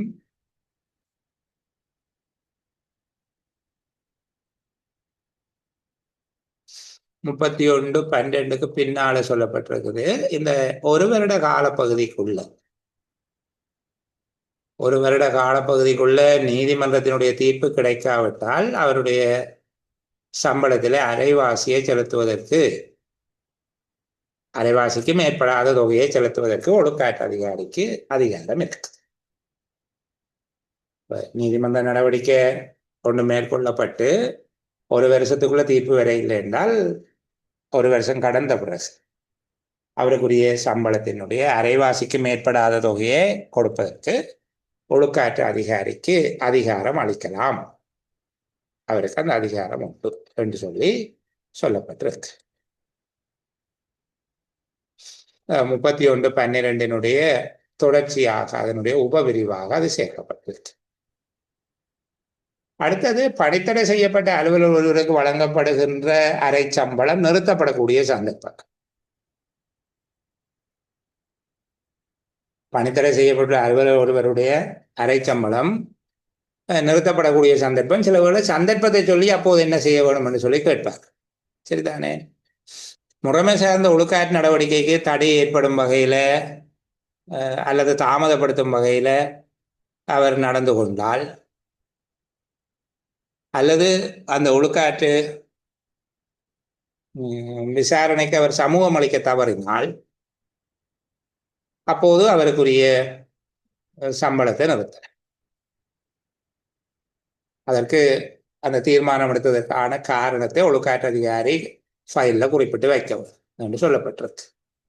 அப்போ ஒரு உத்தியோகத்தர் அரை சம்பளம் பெற்றுக்கொண்டிருக்கும் போது அவருக்கு எதிராக சுமத்தப்பட்டுள்ள குற்றச்சாட்டு நடத்தப்படுகிற முறைமைசார் ஒழுக்காற்று விசாரணைக்கு தடை ஏற்படுத்துகிற விதமாக அவர் நடந்து கொண்டால் வராமல் விடுறதும் அதுக்குள்ளேயே தான் வரும். என்ன தடை ஏற்படுத்தும் வகையில அதனுடைய கர்மங்கள் அனாவசியமாக தாமதப்படும் வகையில அதில் குறுக்கீடு செய்யும் விதமாக அவர் நடந்து கொண்டால் அப்போது அவருக்கு வழங்கப்படுகிற அரை சம்பளத்தை நிறுத்தி விடலாம் ஒழுக்காற்று அதிகாரி. அடுத்த ஒழுக்காற்று கட்டளை தொடர்பாக நான் பேசுகிற போதே இது சொல்லி தந்துட்டேன் உங்களுக்கு. ஒருவருக்கு பதவி நீக்கம் தவிர்ந்த வேறு தண்டனை ஒன்று விதிக்கப்படுமாக இருந்தால் ஒழுக்காற்று கட்டளையோடு இணைக்கப்பட வேண்டிய 2 ஆவணங்கள், பணித்தடை செய்யப்பட்டிருந்தால் அவரை மீள சேவைக்கு அமர்த்தும் கட்டளை, கொடுபடாத சம்பளங்கள் தொடர்பான தீர்மானம் இணைக்கப்பட வேண்டும்.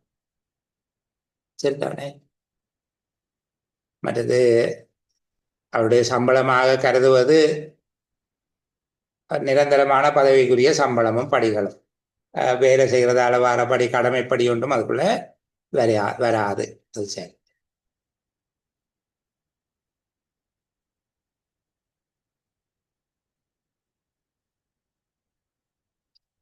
ஒரு அலுவலர் மேலே சொல்லப்பட்டபடி பணித்தடை செய்ய முடியாது என்று சொல்லப்பட்டால் அந்த அலுவலரை பணித்தடை செய்ய இயலாது என்ற நேரம் என்ன செய்யலாம் என்றால் நாங்கள் ஏற்கனவே சொல்லப்பட்ட பொதுச்சேவை ஆணைக்குழுவின் நடைமுறை விதிகளின் கீழ் அவருக்கு வழங்கப்படக்கூடிய இடமாற்றம் அல்லது கட்டாய விடுமுறையில் வைக்கப்படுதல் ஆகிய தீர்மானங்களுக்கு போகலாம்.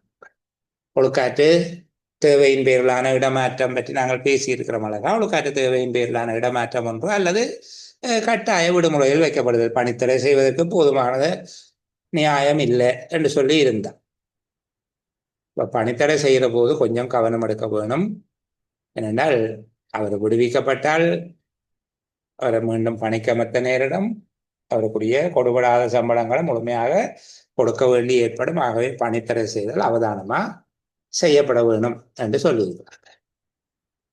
மற்றது இந்த பகுதி முதலாம் அட்டவணையில் காட்டப்பட்டுள்ள குற்றங்களுக்கு கட்டாயமான முறையில் ஓய்வு பெற செய்தல். முதலாவது அட்டவணையில் இருக்கிற 16 குற்றங்கள் வந்து பாரதூரமான குற்றம் என்று சொல்லப்பட்டிருக்கு.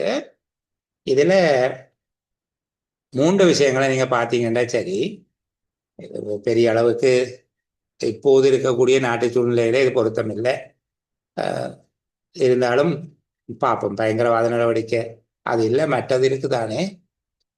ஒரு அமைச்சினுடைய மேலதிக செயலாளர், அமைச்சு செயலாளர் இதுக்குள்ள வரையில் என்றபடியால் நாங்கள் அதை பற்றி கதைக்கல. அமைச்சு செயலாளர் தொடர்பான ஒழுக்காற்று தத்துவம் அது ஜனாதிபதியின் செயலாளருக்குரியது என்பதனால நாங்கள் அவரை பற்றி கதைக்கலைங்க.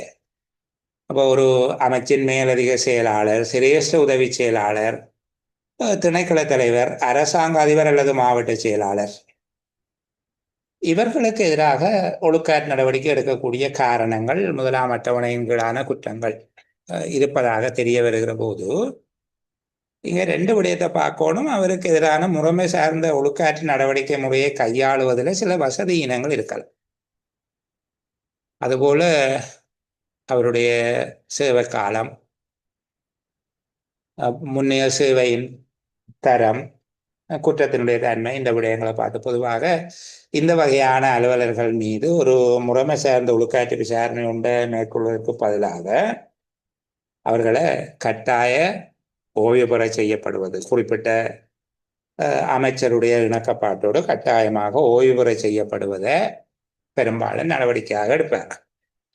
ஆனால் அரசாங்கத்துக்கு எதிரான பயங்கரவாத நடவடிக்கை அல்லது அரசுக்கு எதிரான குற்றவியல் நடவடிக்கை, லஞ்சம், ஊழல், மோசடி, அரசாங்க நிதி சொத்துக்களினுடைய துஷ்பிரயோகம்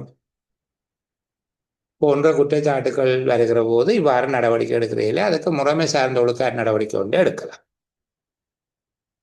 மற்ற இப்படி ஒரு உத்தியோகத்திற்கு எதிராக அவரை கட்டாய ஓய்வில் அனுப்புவது போன்ற ஒரு தீர்மானத்தை எடுக்க தீர்மானித்தால் அது தொடர்பாக சம்பந்தப்பட்ட அலுவலரிடம் இருந்து விளக்கம் கூற வேண்டும். பொது நிர்வாக விடயத்துக்கு பொறுப்பான அமைச்சின் செயலாளர் குறிப்பிட்ட அலுவலரிடம் இருந்து இது தொடர்பான விளக்கத்தை கேட்க வேண்டும். அவர் விளக்கம் அளிக்க தவறினால் முறைமை சார்ந்த ஒழுக்காற்று விசாரணைக்குள்ள போகலாம். முறைமை சார்ந்த ஒழுக்காற்று விசாரணை ஆரம்ப விசாரணையில இருந்து அதை கொண்டு போக முடியும். சரிதானே? இதன் ஏற்பாடுகளுக்கு அமைவாக கொண்டு போகலாம். இதுக்கு மேலே குறிப்பிட்ட அந்த உத்தியோகத்தர் சார்ந்த அமைச்சு செயலாளருடைய ரெக்கமெண்டேஷன் எல்லாத்தையும் பார்த்து அமைச்சரவைக்கு அந்த அமைச்சினுடைய செயலாளர், பொது நிர்வாக விடயத்துக்கு பொறுப்பான அமைச்சின் செயலாளர் ஒரு பரிந்துரையை சமர்ப்பிப்பார். அப்போது அமைச்சரவை தான் ஒரு தீர்மானத்தை எடுக்கும். அவருக்கு எதிராக கட்டாயமாக ஓய்வு பெற செய்தல் அல்லது ஒழுக்காற்று நடவடிக்கை முறை ஒன்றை மேற்கொள்ளும்படி அமைச்சரவை தான் இறுதி தீர்மானம் எடுக்கும். இந்த மட்டத்தில் இருக்கிறார்களை பொறுத்தவரையில லஞ்சம், ஊழல், நிதி மோசடி, அரசாங்கத்துக்கு எதிரான குற்றவியல் நடவடிக்கை, பயங்கரவாத நடவடிக்கை என்பவை தவிர ஏனைய குற்றச்சாட்டுகள் வருகிற போது முறைமை சார்ந்த ஒரு ஒழுக்காற்று விசாரணை அல்லது இதில் சொல்லப்பட்டிருக்கக்கூடிய ஒழுக்காற்று நடவடிமுறைகளுக்கு ஊடாக நகராமல் அமைச்சு செயலாளருடைய பரிந்துரையோடு பொது நிர்வாக உடையதுக்கு பொறுப்பான அமைச்சு செயலாளர் அமைச்சரவைக்கு விடயத்தை சமர்ப்பித்து அமைச்சரவையின் அனுமதியின் பேரில் அவரை கட்டாயமாக ஓய்வு பெற செய்தல் அல்லது மிக கடினமான சூழ்நிலைகளில் ஒழுக்காற்று விசாரணை எடுத்தல் என்பதற்கு போகலாம். இது பொதுவான ஒரு விஷயம். இது பெரிய அளவில் கேள்விக்கு நாங்கள் எதிர்பார்க்க இல்லாது இதை தவிர்க்கலாம். கொஞ்சம் படித்து வச்சுக்கொள்ளுங்களேன் சும்மா.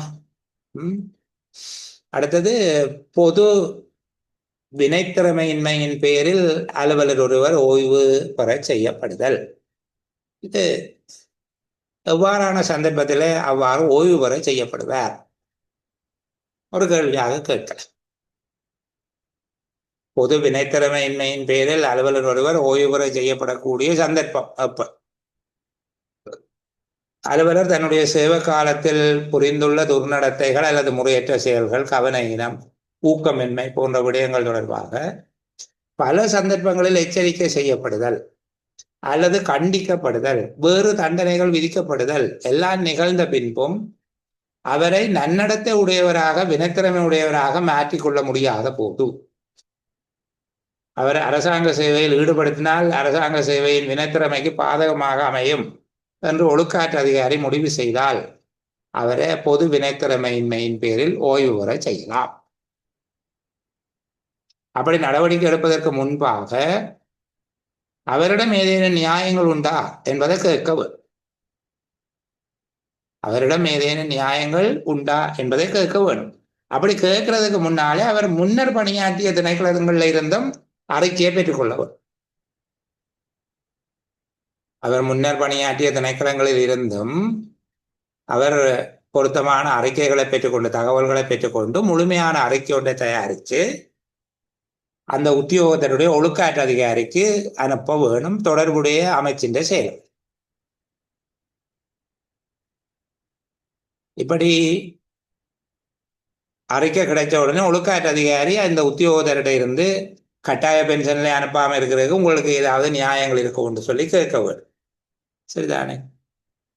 அதுல இருக்கக்கூடிய விடயங்கள், காரண விளக்கங்களை கருத்தில் கொண்டு அந்த உத்தியோகத்தர் வழங்குகிற காரண விளக்கத்தையும் பார்த்து அவரை ஓய்வு பெற செய்வதற்கு அல்லது வேறொரு தண்டனை விதிக்கிறதுக்கு ஒழுக்காற்று அதிகாரிக்கு அதிகாரம் இருக்குது. இவர்கிட்ட விளக்கம் கேட்டுட்டாரு. அப்ப பொது வினைத்திறமையின்மையின் பேரில் அலுவலர் ஒருவரை ஓய்வு பெற செய்தல் தொடர்பாக ஒரு விளக்கம் உங்கள்கிட்ட கேட்கப்பட்டா முதல் நீங்கள் சொல்லணும் எப்படியான சந்தர்ப்பத்தில் அவரை செய்யலாம். அடுத்தது அமைச்சு செயலாளர் அவர் முன்னர் பணியாற்றிய திணைக்களங்களில் இருந்த தகவல்களை பெற்று ஒரு முழுமையான அறிக்கையை ஒழுக்காற்று அதிகாரியை கொடுக்க வேண்டும். ஒழுக்காற்று அதிகாரி அவர்கிட்ட இருந்து விளக்கம் கூறுவார். அந்த விளக்கத்தையும் செயலாளருடைய அறிக்கையையும் ஆராய்ந்து பார்த்து ஒழுக்காற்று அதிகாரி அவரை கட்டாய ஓய்வூதியத்தில் அனுப்புவார் அல்லது பொருத்தமான தண்டனை ஒன்றை விதிப்பார். அவர் உரிய காலப்பகுதியில காரண விளக்கம் அளிக்க தவறினால், வேண்டும் என்று அலட்சியப்படுத்தினால் ஒழுக்காற்று அதிகாரி ஒரு ஒழுக்காற்று கட்டளையை பிறப்பிக்கலாம். சரிதானே? இங்கு அவருடைய குற்றத்தின் அடிப்படையில் அவர் புரியப்பட்ட குற்றங்கள் இந்த அடிப்படையில் அவருக்கு கொடுக்கக்கூடிய பென்ஷன்ல இருந்து நீங்கள்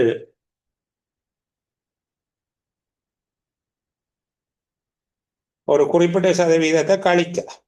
அவருக்கு கொடுக்கக்கூடிய பென்ஷன்ல இருந்து நீங்கள் ஒரு குறிப்பிட்ட சதவீதத்தை கழிக்கிறதுக்கு யார் கழிக்கிறது? ஒழுக்காற்று அதிகாரிக்கு அதிகாரம் இருக்குது.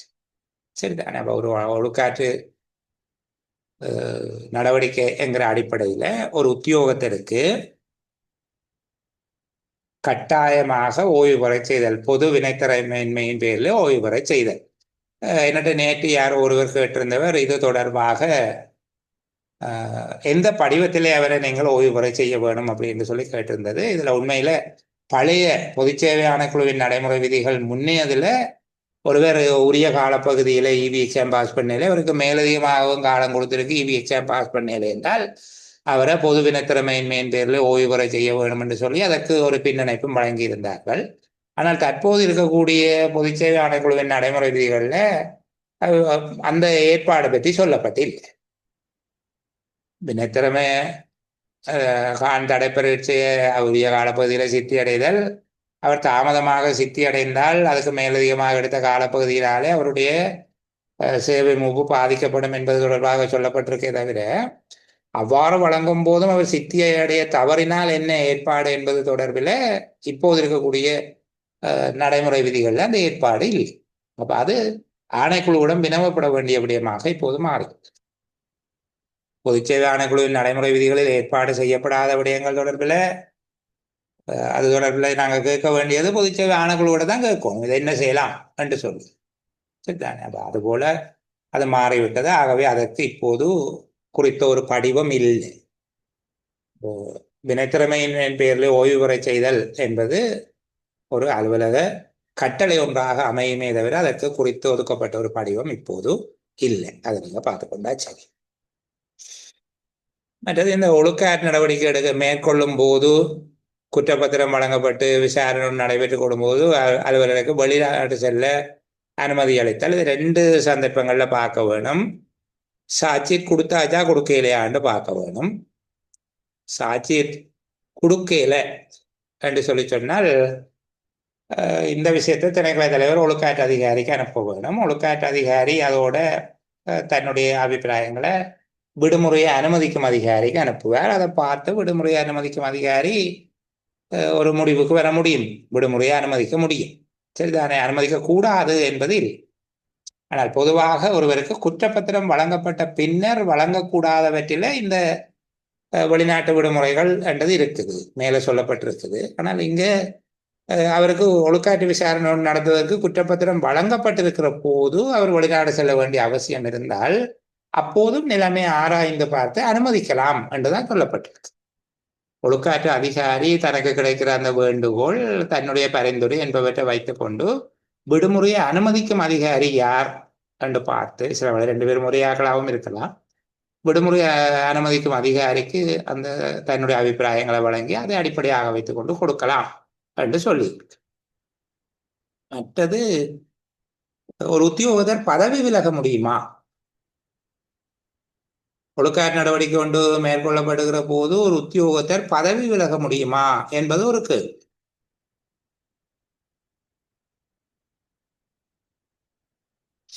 அப்படி விலக முடியாது. சரிதானே. அவர் பதவி விலக முடியாது. பதவி விலகல் வேண்டுகோள் ஒன்று விடுத்தால் அது நிராகரிக்கப்பட வேண்டும். அப்போது அவர் சேவைக்கு சமூகம் அளிக்காவிட்டால், இங்க தாபன விதிக்கோவையின் 5ஆம் அத்தியாயம் என்று சொல்லப்பட்டிருக்கு, அப்படி அல்ல. இப்போது பொதுச்சேவை ஆணைக்குழுவின் நடைமுறை விதிகளின் கீழ் அவர் பதவி வரிதாக்கல் கட்டளை ஒன்று பிறப்பிக்கப்பட வேண்டும். அவர் பணித்தடை செய்யப்பட்டிருக்கிறார், விசாரணைக்கு கூப்பிட்டால் வாரார் இல்லை. அப்போதும் அவர் தன்னுடைய சுய விருப்பின் பேரில் சேவையை விட்டு விலகியவராக கருதி நடவடிக்கை எடுத்து விஓபி வேண்டும்.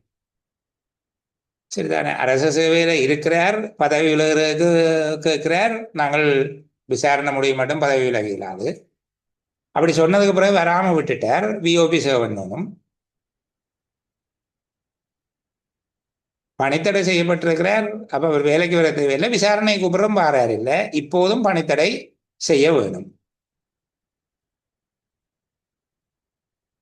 ஒருவருக்கு விசாரணை முடிஞ்சுது, ஒழுக்காற்று கட்டளை பிறப்பிக்கிறதுக்கு முன்னுக்கு வந்து ரிசைன் பண்றாரு நிற்கிறேன்.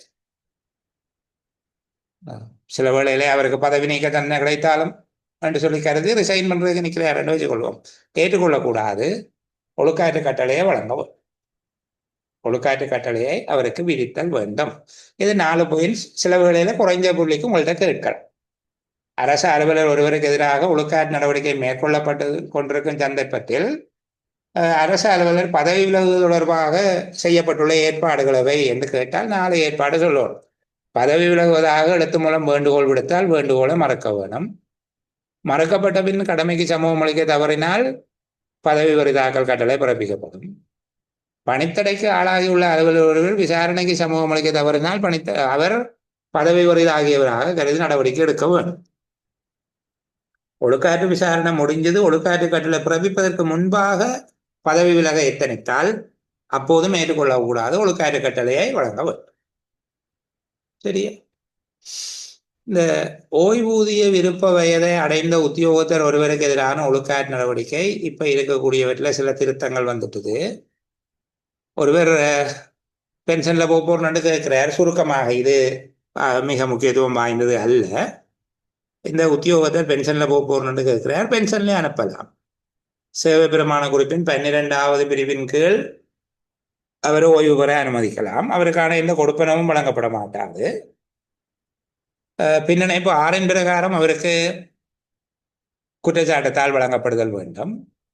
முறைமை சார்ந்த ஒழுக்காற்று விசாரணை ஒன்று நடத்தப்பட்டு புறப்படுகின்ற முடிவின் அடிப்படையில் அவருக்கான ஓய்வூதியத்தை மறக்கப்பட அல்லது ஓய்வூதியத்தில் ஒரு குறிப்பிட்ட சதவீதத்தை குறைத்தல் அல்லது குற்றச்சாட்டுகளிலிருந்து விடுவிக்கப்பட்டால் அவரை சாதாரண ஓய்வூதியம் பெற்றவராக மாற்றுதல் ஆகிய தீர்மானங்களுக்கு வரணும். இவ்வளவுதான். சரிதானே? ஒரு உத்தியோகத்தர் ஓய்வூதிய விருப்ப வயது அடைந்து விட்டார், 55 வயது, பென்ஷன்ல போகணும்னு கேட்கிறார். அவரை பென்ஷன்ல போக அனுமதிக்கலாம், 12ஆம் பிரிவுக்குள்ள போகணும், அவருக்கு எந்த கொடுப்பனவும் இல்லை. அது தொடர்பாக ஆரம்ப விசாரணை நடத்த வேண்டும். முறைமை சார்ந்த ஒழுக்காற்று விசாரணை நடத்தலாம்.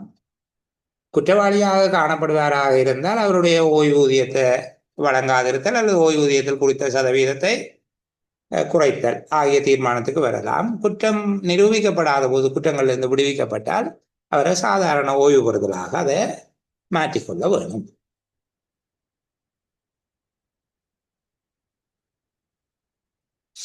அடுத்தது இந்த பதவியை விட்டு செல்லல் என்பது தொடர்பாக நீங்கள் இங்கே அதை பற்றி யோசிக்க வேண்டாம். சரிதானே? இது பதவியை விட்டு செல்லல் என்று சொல்லுகிறது விஓபி. அது பொதுச்சேவை ஆணைக்குழுவின் நடைமுறை விதிகளில் ஒழுங்காக நாங்கள் அதை படித்து கொண்டோம், அல்ல படிப்போம். இதுக்குள்ளே அதை பற்றி பார்க்க வேண்டாம். 38வது பிரிவு தனியாக இருக்க வேணும். ஆனால் அதை கொண்டு வந்து அவர்கள் ஒற்றை வரியில் போட்டு விட்டணும். இக்கோவையில் சிங்களம், தமிழ், ஆங்கில மொழி வாசக பகுதிகளில் ஏதேனும் ஒவ்வாமை ஏற்படும் இடத்து சிங்கள மொழி வாசக பகுதி மேலோங்கி நிற்க வேண்டும் என்று சொல்லி இப்போ கடவுள் கிருபையில் ஒரு மாதிரி 48வது அத்தியாயத்தை நிறைவு செய்துட்டோம். 47வது அத்தியாயம் கொஞ்சம் வாசித்து கொள்ளுங்க. நான் அதை விளங்கப்படுத்தியும் இருக்கிறேன், குரல் ஒளிப்பதிவும் கொடுத்திருக்கிறேன் நினைக்கிறேன். இப்போ இந்த அளவோடு நாங்கள் நிறைவு செய்து கொள்வோம் இந்த பகுதியை. அடுத்து வருகிற செயலமர்வு கொஞ்சம் பொதுச்சேவை ஆணைக்குழுவின் நடைமுறை விதிகளில் ஒரு மரத நோட்ட முறையிலான ஒரு கற்றலாக நாங்கள் கொஞ்சம் பார்த்து கொள்வோம். என்னென்றால் ஓடி ஓடி படிக்கிறது, முழுமையாக அதற்குள்ள நின்று அளந்த வாசிக்காமல் அதற்குரிய ஏற்பாடுகள் ஏற்கனவே செய்யப்பட்டிருக்கு. வரக்கூடிய வினாக்களும் ஒரு நான் நினைக்கிறேன் அபிவிருத்தி உத்தியோகத்தர்களுடைய கிரேட் 2க்குரிய பரீட்சைக்கு அந்த பாடத்திட்டம் இருந்ததுனால அதுக்குள்ளே வரக்கூடிய முக்கியமான வினாக்கள் என்கிற அடிப்படையில் கொஞ்சம் பேசியது இருக்குது, அதையும் பகிர்ந்திருக்கிறேன். இருந்தாலும் ஒரு கால் நானும் நீங்களும் அதை பேசுறது நல்லது. அடுத்து வருகிற செயலமர்வில் அதில் மூளை முடுக்கில் காணப்படுகிற விடயங்கள் எங்களுடைய கண் பார்வைக்கு புலப்படாமல் இங்கொன்றும் அங்கொன்றுமாக மூளை முடக்குகளில் காணப்படுற விடயங்களை கொஞ்சம் எடுத்து ஓதுவோம், அதை பற்றி கதைப்போம். சரிதானே? இன்றைக்கு நான் உங்களுடைய நேரத்தில் ஏறத்தாழ அரை மணித்தியாலத்துக்கு கூடுதலான ஒரு பகுதியை குறைத்திருக்கிறேன். நீங்கள் பெரிய அளவுக்கு கவலைப்பட மாட்டீங்கன்னு நினைக்கிறேன். எல்லாருக்கும் சந்தோஷமாக தான் இருக்கும். சரி, இந்த அளவோடு நான் ஒளிப்பதிவு நிறுத்தி கொள்ளுகிறேன். நீங்கள் ஏதாவது கேட்க வேண்டியிருந்தால் உங்களுக்காக சில நிமிடங்கள் காத்திருக்கிறேன்.